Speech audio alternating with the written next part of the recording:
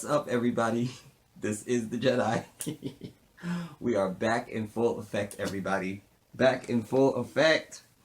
We're still getting situated in our new location and in our new studio, but we tried to make sure that we gave you some of the familiar trappings and so forth. But we're back. Full staff tonight. Full everybody's here. I also have a medical. You guys normally have a medical team standing by, so of course the medical team's here as well. Because there's some things that they are worried that I may get overly stressed out about, and they just want to be able to make sure that they're able to intervene immediately on those issues. So, anyway, let us begin. Tonight was episode 2 of the 6th season of the best show ever written for network television, The Haves and the Have-Nots, on the Oprah Winfrey Network on Tuesday nights. Yes!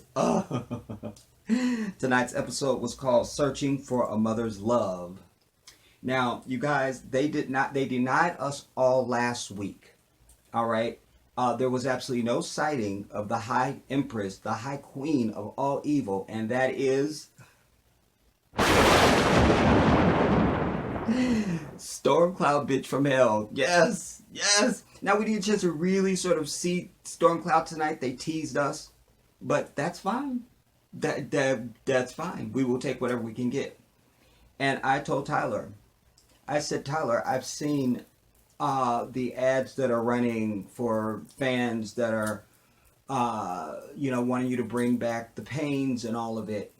And I've been asking for 6 seasons now for you to kill Hannah off in an unfortunate tragic accident, very bloody and dangerous, and I get nothing. So I didn't want to push him. No, I'm fine. They're already getting the blood pressure kit. No, I'm fine. But alas, I couldn't get a killing of Hannah.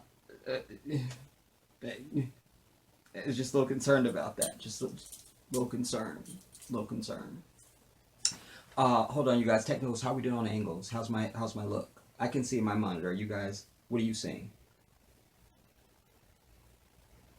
All right. Okay. Okay. Fine. Okay. But if I see one thing in playback, you guys do a great job. But if I see one thing in playback that I don't like, angles, lighting, hair. Whatever. All right, fine. All right, so anyways. But they didn't hesitate tonight, you guys. They started us right off with what we want. So it opens up with the accident, Melissa and Stormcloud, after the rollover of the accident and all of it. Stormcloud is begging for her life. Inside the car, Melissa is out. Melissa, help me. Melissa, help me. She goes, I'm not helping you. I've never seen, what'd she say? I've never smelled fried bitch before. Oh, she had one-liners to death tonight. She had one-liners for death. And Stormcloud is, I smell gasoline. Melissa, help me. Wasn't it something, even though you guys just even see Stormcloud that vulnerable and actually need somebody else for her very life even? It was classic. I don't know if we will ever see this again, so we should all reflect on it and have a moment about it. But anyway, so I'm pissed off because they could have given us more of that. Maybe not. But whatever. So lo and behold, the Mitch and Benny just happen to be on the same road, and they see the car on fire, and here they come. Miss, you got to get away from that car. It could blow, and ha. And Melissa's like, I don't care if it blows. Because remember, Melissa is on death wish, y'all. She don't got shit to live for. You know what I'm saying? Her daddy is dead. Her mama is some bullshit and has pimped her out. And Stormcloud has been on her ass. Jeffrey don't want her. You know what I'm saying? She pregnant. You know what I'm saying? With homeboy baby and stuff like that. You know what I'm saying? I also heard they turned her down at the food stamp line, y'all. They turned her down at the county office. You know what I'm saying? They're not going to tell you that in the show. They're not going to tell you that. You know what I'm saying? That's something I know from the inside. Feel me? You know what I'm saying? Because y'all know I'm 8-time Oscar, 8-time Emmy, 3-time Grammy, 4-time Golden Globe. Actually, it's 6-time Golden Globe now, you guys. It's 6-time because the Golden Globes actually took on two more for Best Writing and Directing. So That's what I'm doing with my career. That's what I'm doing to progress and grow as one. So, but anyway, so that's what I know. So I'm saying Melissa was turned down at the county office, y'all. I'm saying Keisha and them seen her. They seen her. They seen her. So they step up on the scene, and Benny is inside. Mitch is basically trying to get Melissa. Benny is inside trying to get Stormcloud out. Don't fight me. You know, let me help you. Let me help you. Then so all of a sudden she goes, Benny? He goes, Mrs. Harrington? So the car is getting more engulfed now. Benny pulls her out at the last minute. The car doesn't blow up, whatever. I'm going to continue with this scene because they break it up. But I'm going to continue because they don't come back to it. So now Stormcloud is in the ambulance. And you guys, come on now. She still look fucking perfect. Even in the damn ambulance. I'm over it. She'd been hanging upside down for God knows how long, but still she has perfect hair, perfect makeup, perfect outfit, perfect. She's perfect. She's perfect. I'm over it. Damn it, Stormcloud.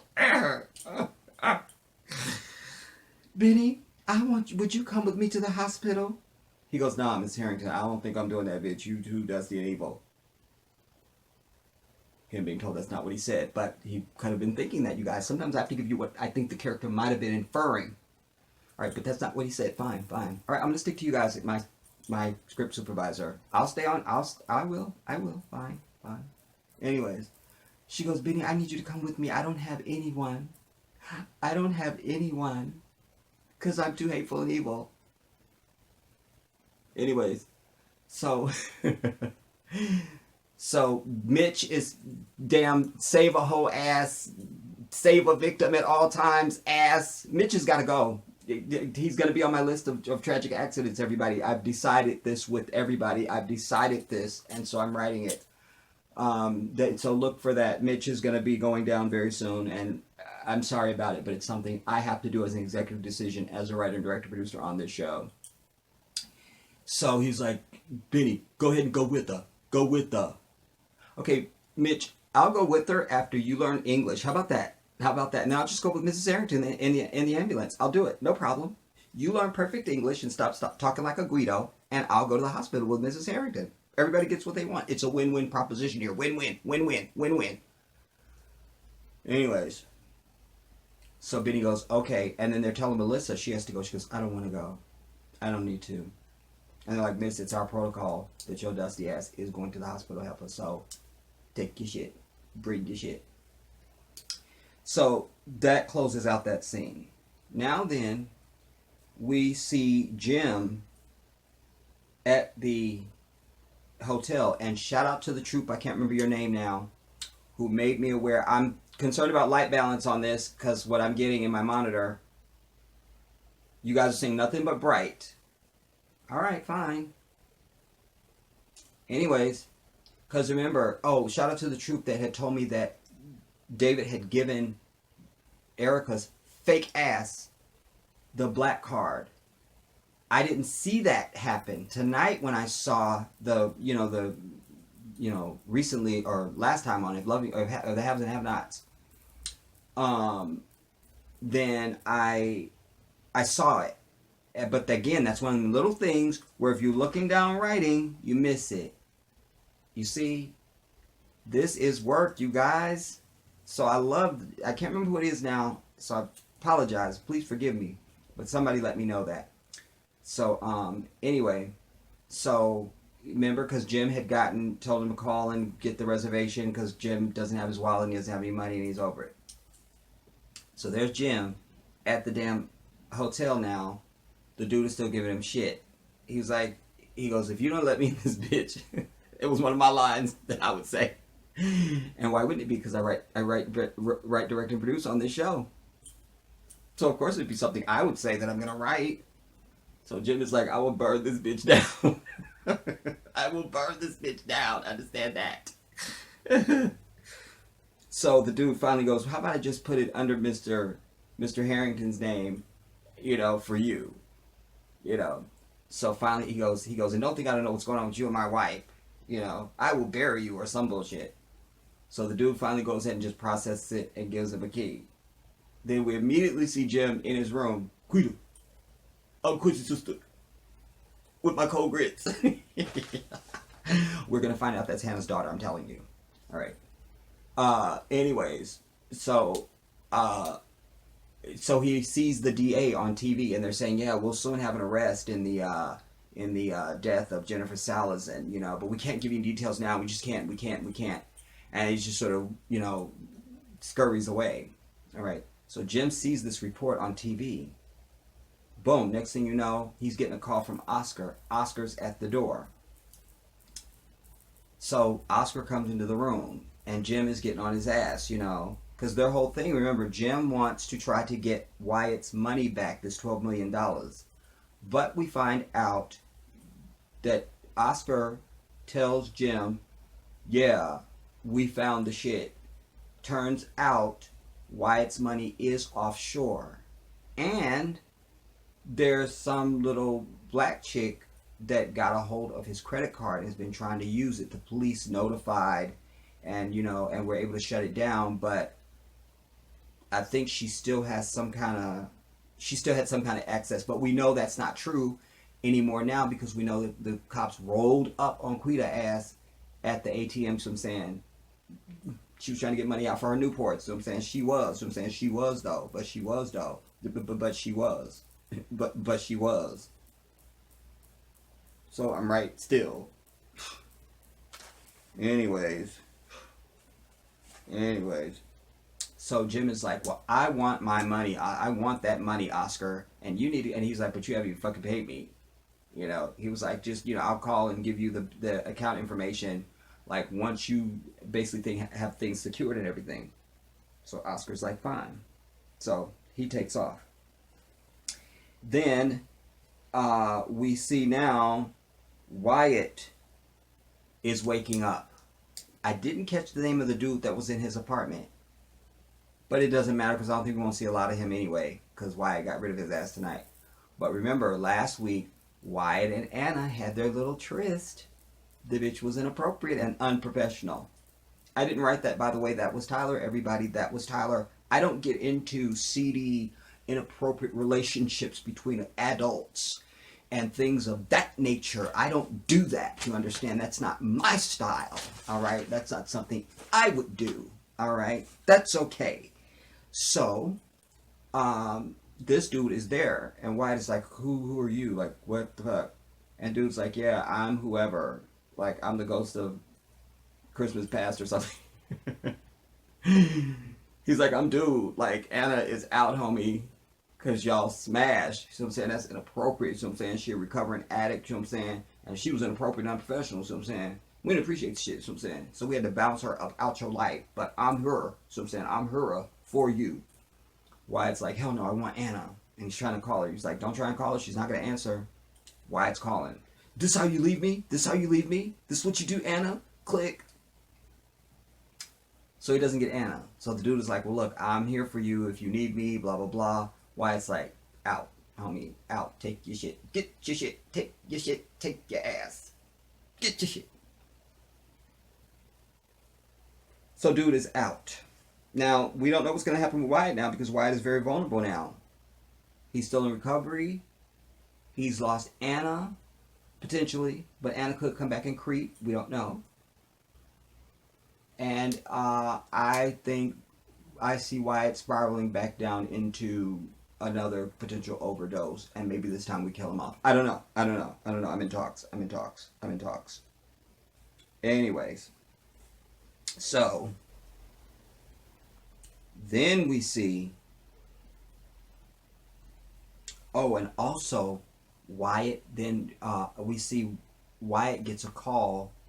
He thinks it's Anna. Click, this is what you do? And the dude's like, what? It's fucking Oscar with his fake voice. What? He's like, yeah. And he goes, this is Lyle Jeffries. And I'm with the Such County Sheriff, and, you know, we understand your bank told us that you had some issues, and da-da-da. Do you want us to file a police report? Wyatt didn't go for it. because he's trying to get the banking information so he can just expedite the deal. We also find out that I'm just going to get around, jump around on this a little bit, you guys, just because I can and because the way they line up, and it'll save us some time. But we find out that he's trying to get Jim, and he's trying to fake me out. And he's trying to stiff Jim, and he's trying to set up fake me out Obama. He still wants Candice on his team to help him out with that, because that's the mark. You see? Oh, we find that out, but I'll talk about that in a second. But this relates to that, so I had to mention it. So, because he's trying to get Wyatt's information so he can just get the money. You see? And then later, but Wyatt didn't go for it, and Wyatt just hung up on him. Like, I don't need you to do shit. Like, I got this. Click, done. And even when Wyatt hung up on him, he was like, you're an arrogant son of a bitch, or something like that. So later, when we see him at the bar with Candice, she goes down and to check her room. This may be out of order, y'all. Don't matter. She goes down to check on her room, or to renew her room for another day, and the dude's like, it's already paid for the next 30 days. And she's like, who did that? And he goes, or how was that paid for? You know, what's the credit card that's on file for that? So she don't let on to the dude that this is shocking to her. She goes on to the bar to meet, or to get a drink, and then fucking Oscar shows up, and that's when we find that out.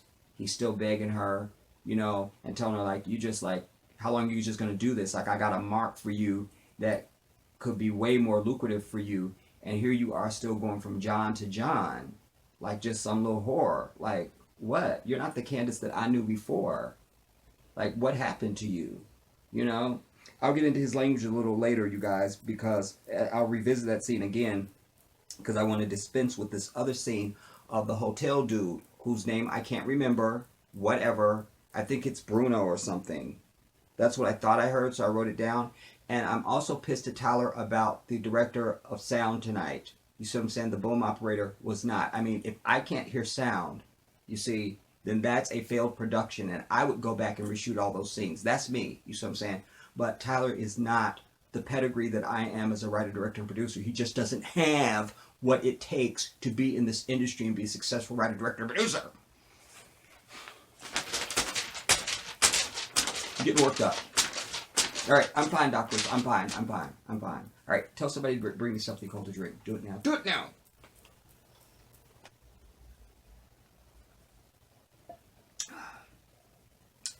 All right. Now, this dude, we find out, is working with the dude. He's the manager of the hotel, but one of his employees is his homeboy. I thought it was going to be like a gay lover thing for a minute there, and it kind of could still go that way, because when he was talking about, you know, getting down with the women, he's like, I don't really like that part of it, so I don't really know if that's going to, but anyways, they are in cahoots. He's targeting Catherine Cryer to get her money because she's worth $400 million. Was it $400 million?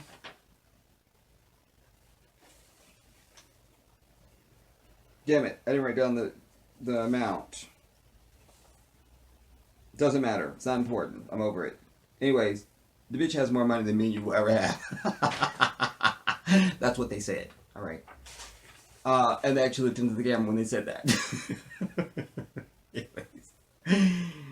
Anyways, so that's the whole thing. He's like, I'm going to get Jim out of the way, and I'm going to get her. And the dude is like, this town is about status, homie. You think she would ever walk down the street holding your hand, or like let it be known that you are her boo and all that? He was like, yeah, I do. He was like, whatever. He was like, just don't throw us off of what we are here to do, like what the main goal is and everything, you know? So that's fine. So he's like, okay, get back to work. He goes, okay, hotel manager. All right. So I like this little mysterious little twist, y'all, because I kind of like it. I like it because now that Jim and Catherine aren't going to be together, she's just going to be given one line of Jim this, Jim that. Go to hell, Jim. Stop it, Jim. So we need something to sort of spice things up. You see what I'm saying for Catherine's? Because remember, this is the haves and the have-nots, and that is Catherine, goddammit, Cryer. You see what I'm saying? And so all the have flows from her. She's the top of the damn totem pole. Jim didn't have shit, remember? They were just high school lovers, and she was like the fat dowdy girl. Oh, it's Catherine Pryor, bitches. It is Catherine Pryor. In fact, don't, you guys can't say this to anybody. Don't. I'm giving you inside information that you can only get if you're in meetings with Tyler and Oprah and me. All right? That's what I do. That's what I do. And I found out that not season 7, but probably season 8, because it's an even number, they're thinking about changing the name of the show to Cry Mansion. I don't want to hear that. Don't tweet that. All right. I know all of you guys, and I know where you live, and I've seen where you sleep. And if I hear one word of it, anyways, I feel like I'm too far back. You still don't think anything's off right now. All right. All right. You guys, listen, I want to hear from you guys, because these guys are just going to tell me because they're just trying to get a check. You see what I'm saying? Trying desperately not to get fired. All right. I understand that. All right. But I want to hear from you guys. What does the set look like? All right. Let me know that, you guys, in your comments. I really need your help on this. I need your help. So anyways, so I'm over it. All right. Then now,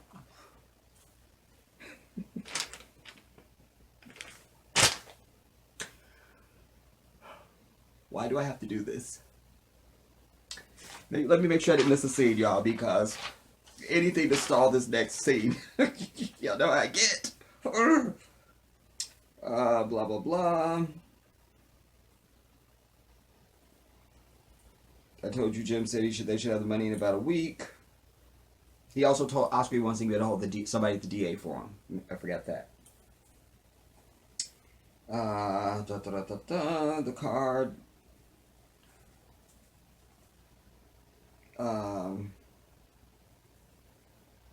Yeah, we're over it. All right, now, Hannah's fake ass. Here we go, y'all. It was Tony, and it was Michael, and it was Byron. You see what I'm saying? She's had 4 attempts, 4 possibilities for some penis. You see what I'm saying? Maybe that's what her bitch ass need. You see what I'm saying? In the name of Jesus. You see what I'm saying? But I can't. So tonight, ding dong, she opens the door. Who's there? Derek, homie. Dirk. That's Dirk. So I'm saying that's my homeboy Dirk.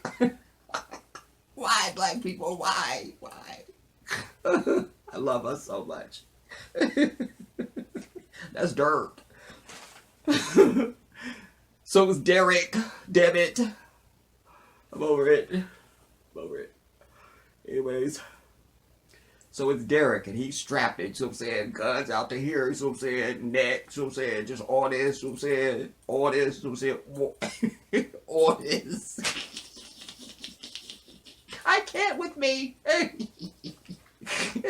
don't know if we're releasing this, I don't know. When I see playback, I'll know. I haven't made that decision yet. Anyways, so there's Derek. He shows up. He's not just the plumber. Turns out he built this condo that Did I just see the slave, y'all? I thought I just saw the slave. There's a slave over it. So you talk about the slave, and she shows up. You see, there she is in all her fucking slaveness.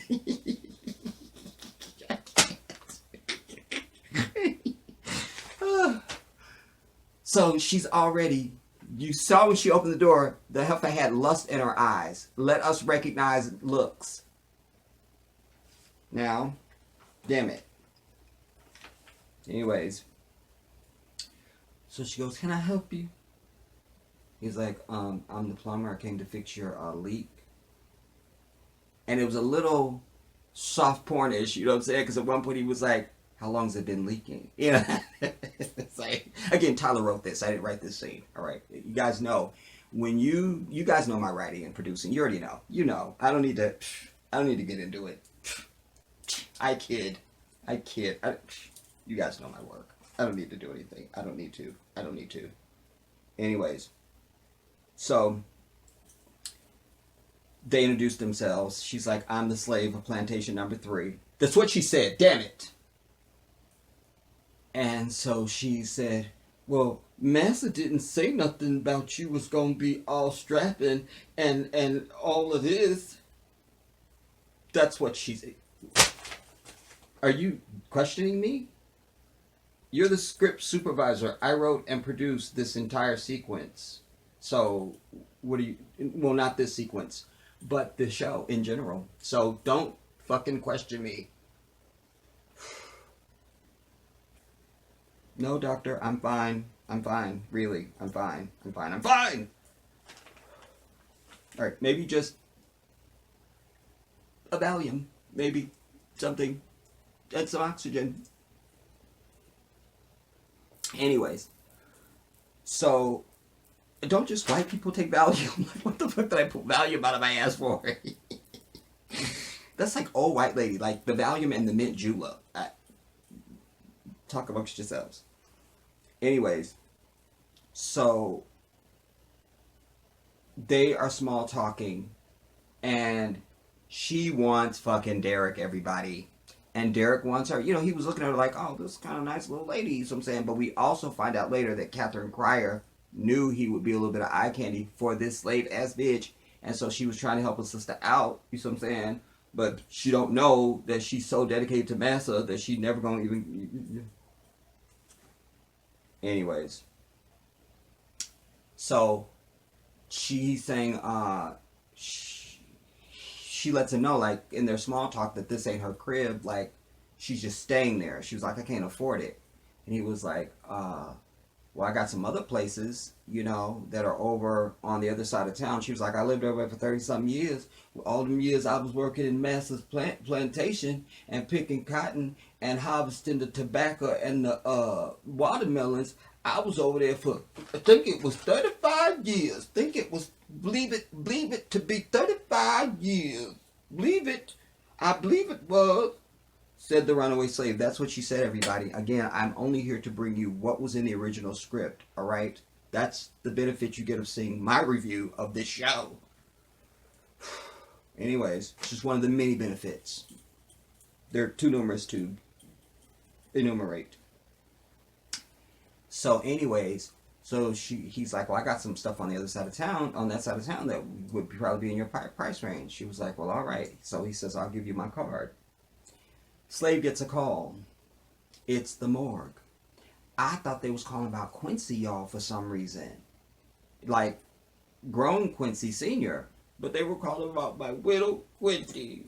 That little man. And I still have his pictures of the rotation, you guys. I told you guys after Tyler killed him off that I was gonna take him out. But I just couldn't bring myself to do it. I just couldn't do it. I know, I'm fine.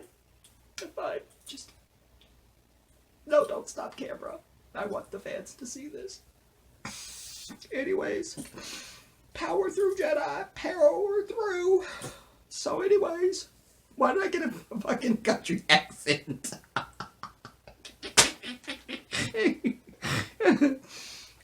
I'm silly tonight, y'all. I'm giddy. I'm tired. And I'm over it. Anyway. So she gets a call from the morgue, but it turns out it's my little Quincy's. They're like, we found something in his pockets that, you know, we think you should have or belongs to you or whatever. All right, Osby, write down.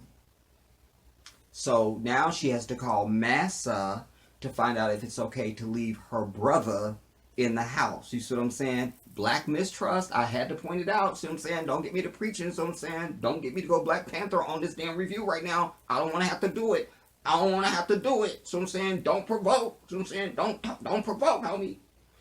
So anyways, she calls up Massa. We see Catherine Cryer descending, because she's Catherine Cryer. So she just walked down the stairs. She's descending the staircase. She's descending the staircase. That's how I wrote the scene. We see Catherine Cryer descending the staircase in her new home. Like I say, this is Catherine Cryer, bitches. Understand that. This is Catherine goddammit Cryer. See what I'm saying? It's say on her birth certificate. Catherine goddammit Cryer. I've seen it. I've seen the document. I'll show it to you next week. I'll do it. Anyways.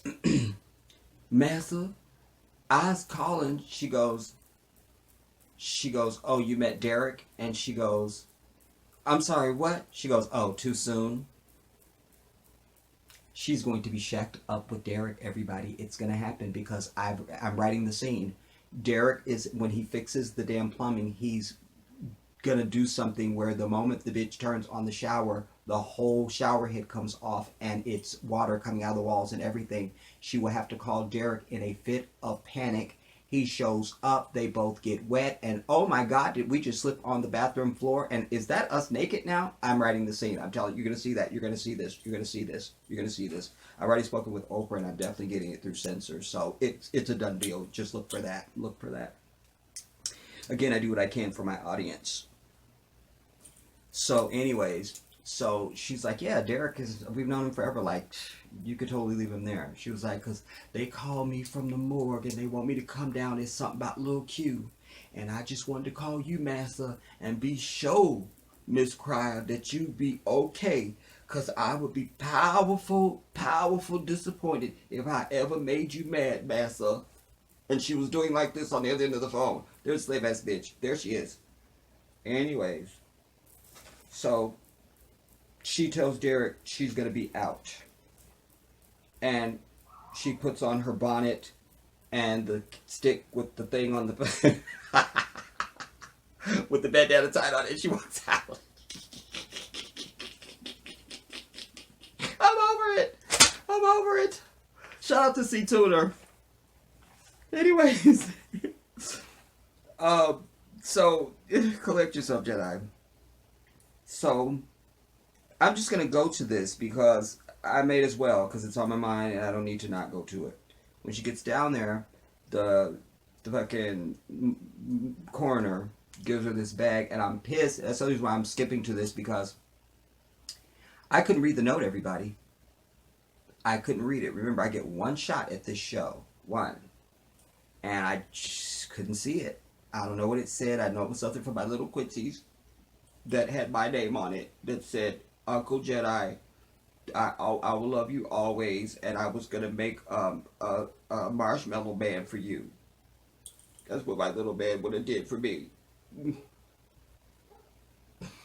Anyways. So I couldn't read it. Alright. And the slave got all verklempt, and she couldn't go on, and I'm over it. Alright. I'm over it. The notes are really jumbled up tonight, you guys. So, then now we see David and Veronica.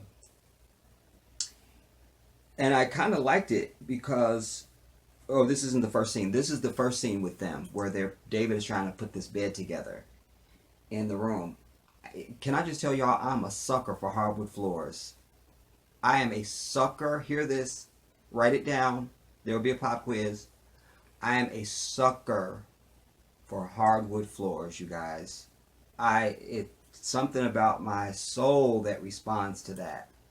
Maybe it's just growing up in Chicago, or I was born in Chicago, and in my earlier formative years was in Chicago, and maybe that's what it comes from. I really don't remember our floors, but maybe some of them were hardwood. But it's something about that affects me with hardwood floors. I have a real reaction to them. You know, I love hardwood floors. Anyways, so Erica comes in.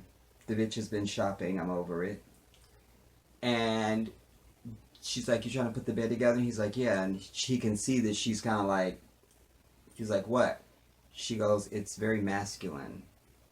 He goes, what? Should I get in touch with my feminine side or something like that? She goes, I am your feminine side.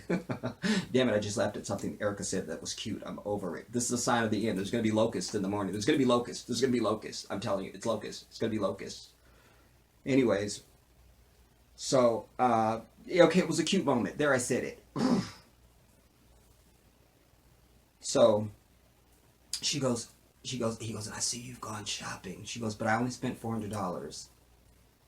He goes, you could have gotten a wardrobe. I told you could get you a wardrobe. She goes, no, this is more than enough. So how much cake do David got, y'all? I should know that because I write L. David Parts, homie. That's my homeboy from back in the day, cuz. Day diggy. That's what I'm saying, back in the day, cuz. But I write L. David Parts, and I don't even know what kind of cake he got. black cards and shopping sprees and... Okay, fine. Anyways, his phone rings. He ignores it. There's this phone thing with these two. All right. Then now we see that scene with Candice and Oscar that I already told you about. See how expedited time? I'm your time management guru. Send your check to Jedi.com. Make it payable to Jedi.net. The most that's ever been. Understand that.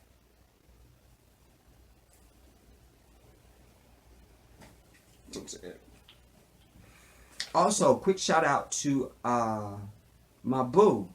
Where you been? What's up? Holla. We grown folks. What's going on? Talk to me, baby. I miss you, Deidre. Anyways, so, and back in character. So that's when that whole thing transpires between her and Oscar. Now then, we see the thirstiest fucking dude ever recorded in human history, y'all, is fucking Fake Me Out Justin Timberlake. I'm over it. I'm over it. Shout out to the cousins. I haven't seen any of you guys' latest work. Y'all know I've been out of the mix. I miss you guys. Love and shouts to y'all. Kenneth Stallings, my baby sister Jada Frazier. Much love. Misha Houston. But the thirstiest dude ever recorded in human history. Do you understand me? He goes once again and gets Jeffrey out of the damn lockup and takes him in the damn interrogation room. Tell me you love me, you know, and kissing and hugging up on Jeffrey, and I was puking the entire time. And Jeffrey's like, what about your wife? That sends him into a fit the moment Jeffrey says that. So he's like, so you trying to say I did all this for nothing? I did all this for you for nothing? Like, you are psycho, and I didn't know the penis was that good. I understand that. The thirstiest dude. Like, I've seen dudes that are pressed over their girl. I ain't never seen nothing like this in my entire life. Fact or fiction. Understand that. This is the thirstiest dude ever. And I also had the thought when he was sitting on Jeffrey's lap, even though you're an actor,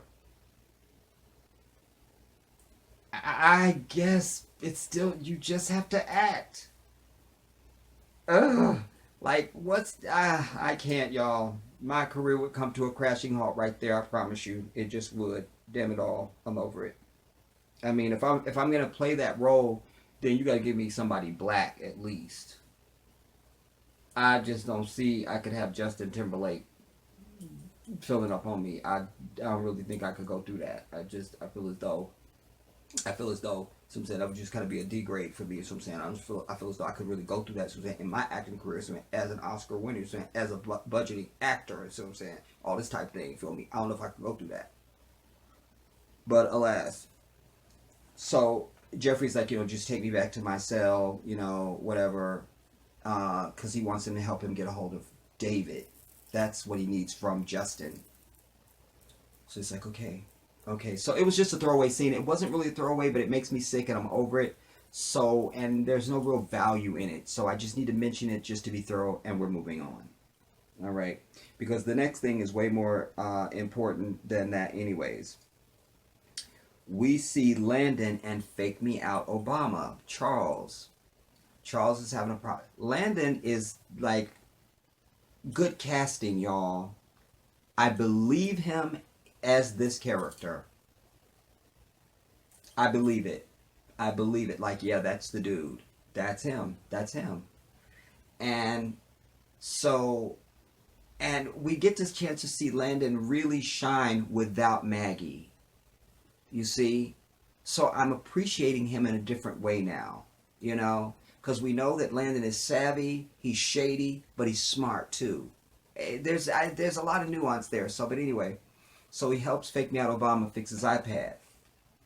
And then Obama's telling him, like, why are you doing this. This is just a job for you. He was like, no, it's not. And Charles goes, yes, it is. He goes, no, it's not. He goes, it is. He goes, I'm usually not wrong about anything. He goes, well, you're wrong about this. He goes, I do this job. He goes, aha, see, job. He goes, yeah, it's a job, but I do it because I love what I'm doing. I like working for you, He goes, you've worked for other people and this, that. And Landon was like, nah, but working for you because you're real, and just kind of schmoozing him. Do we think Landon is playing an angle to try and get some from Charles? Do we think Charles plays on both sides of the fence, everybody? Or is Landon being secretly sneaky? Because he did offer him to go out for drinks. He's like, what do you do when you're not doing anything? He goes, I just sit up here and watch cable news. He goes, how about drinks? He goes, actually, that sounds like a good idea. He goes, but not as employee. We go out, you as my friend, not as my employee. He goes, okay, then I shall call you Charles. So it's a nice little moment.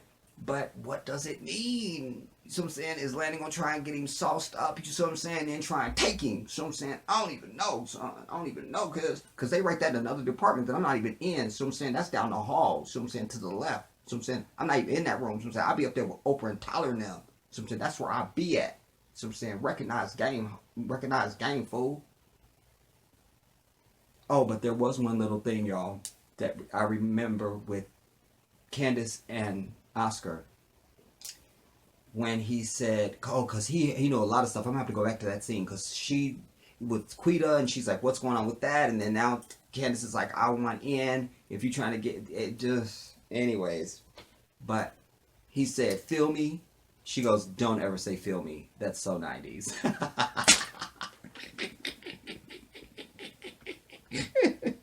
I love that.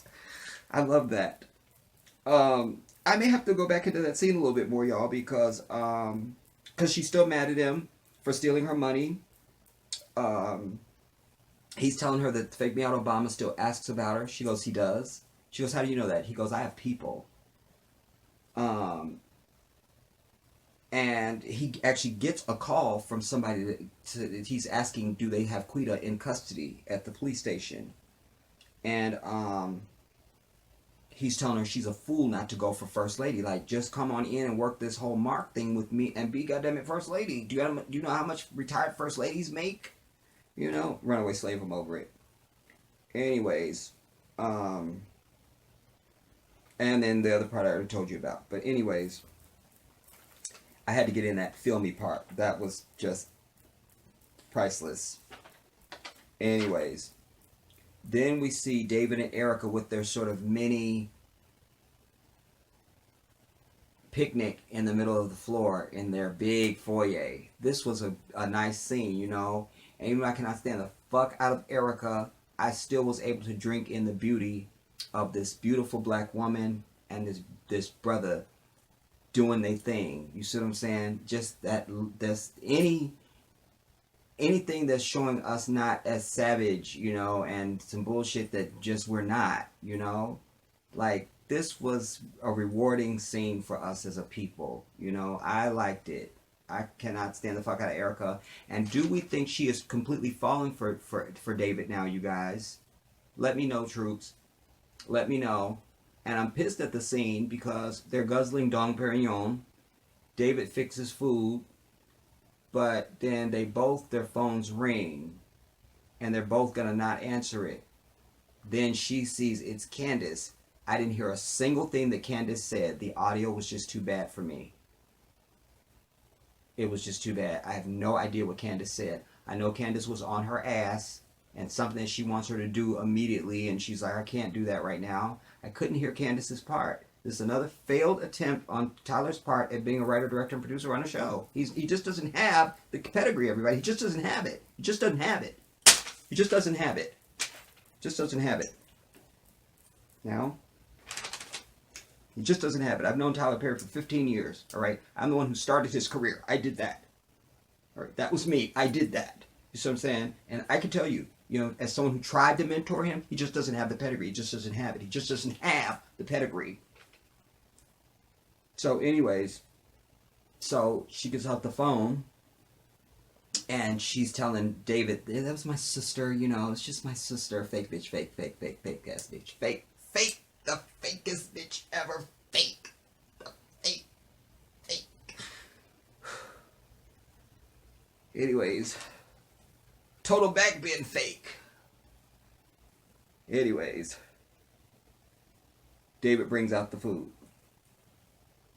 Then we get to the closing scene, which was so nothing. We see, because I thought she went to the coroner. Why is she at the hospital? We see them rolling in Stormcloud, looking perfect on the gurney. Perfect lighting, perfect hair, perfect. I'm thinking now they're going to give us something from Stormcloud, but no, they totally deny us. The purpose of the scene was Benny is coming in at her side, and here's the fucking runaway slave looking up. I can't believe what I'm seeing. And that's the end of the fucking episode. Why would you end on that? I'm really worried. I have to share this with you guys. And I said, I know. I said I wasn't going to do it, but I'm going to go ahead and do it, team. I'm worried about the mental capacity of Tyler. I've said it. I've said it, you guys. I'm worried. I think we all should be worried. I shouldn't say anything. I may have seen some stumbling or something on set. I shouldn't say anything. I shouldn't. I don't have any right to be sharing. And there may have been a fall, but I shouldn't be.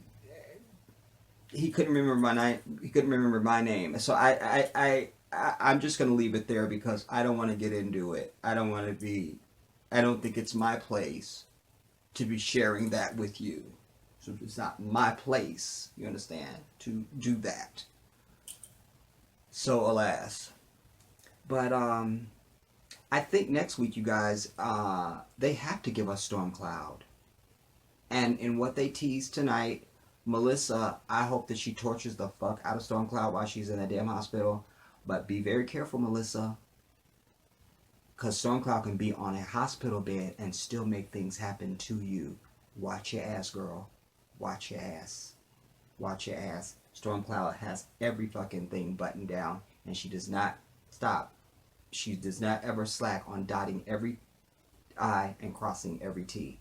That is the Stormcloud bitch from hell. Watch your ass, Melissa. Watch your shit, girl. Watch your shit. I think it's going to be good to see Quita back.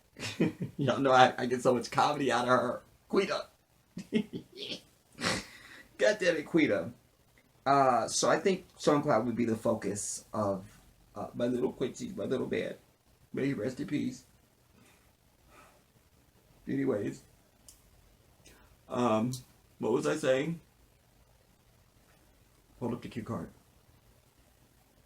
Alright. So anyways. Yeah, season 6. Next week, episode 3. Best show ever written for television. The haves and the have-nots. I want to say I'm not going to drag out this ending, you guys, because the episode was long and involved. Many scenes. A lot of detail to give you. So therefore the review was long. So I'll probably do some more shout outs next week. And really take advantage of the fact that we're still at the beginning of the season and really give my people those shout outs. You know, don't let it get deep in and we got all these comments across many episodes and all the bullshit that I can't really give people their props. I like to shout out my people and acknowledge you. And so I'm going to make an effort to do that next week, God willing. So I leave it here, everybody. Season 6, episode 2. I'll see you soon. I am the Jedi.